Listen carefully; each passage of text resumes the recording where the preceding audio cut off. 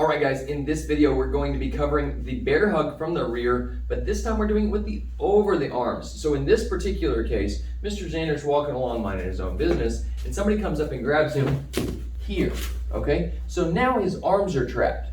Two things you need to be aware of here. As long as I'm above his elbows, it's kind of okay to deal with this easily. If I end up getting down here below his elbows, now he's in real trouble because I'm also below his center of gravity, which makes this easy, okay? Again, anytime we're dealing with somebody who's doing a bear hug on us, they're either trying to take us somewhere, hold us in position so somebody can hurt us, or they're trying to pick us up and dump us on our head. We don't want any of those things to happen. So the very first thing that Mr. Xander is going to do is drop down and lift his arms like he's going to try to protect his face. That way, if I do end up below his elbows, he goes down so that I end up above the elbows. Now he's got his hands free to work with. He's also in a great base, and he's lower than my center of gravity, which makes it harder for me to lift him. Not impossible, but difficult. Now from here, Mr. Xander is going to turn his hands up, and then dropping down a little bit lower, he's going to act like he's doing a double palm strike to the front. Boom, and that slides my arms up. Now what a lot of people try to do when they do this is they try to lift their elbows out to the side.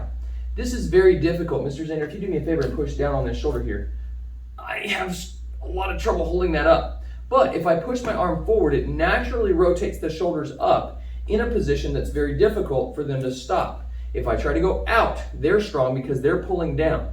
If I try to go forward, it's a lot easier because they're pulling back on the hands, not down. All right, so now Mr. Xander does his lovely little, what we call them the bowls of soup. We take some soup and it doesn't taste good, so we're gonna throw it out, okay? He does his bowls of soup here. I grabbed him, he makes his base, brings his hands up, throws his bowls of soup. Then he's going to take one hand and push the other hand off quickly. He's going to step out to the side and throw a side kick to the knee. That prevents me from chasing him. And then, of course, he's going to back away in a great defensive posture and then run like a crazy person. Okay, so one more time, full speed, Mr. Xander. As soon as I grab him, he's going to do the whole thing. Boom, and there it is, okay? Make sure when you do this that you keep your body centered over your feet. You don't want to lean forward when you drop down because then you're pulling them forward over the top of you and they might just end up smashing your face into the ground on accident. If you're practicing this with someone, please make sure that you don't actually smash the knee. Going to the side of the knee there can cause a lot of damage very quickly without very much pressure. So please be careful with your training partners. All right, guys, train hard, keep growing, and we'll see you guys in the next one.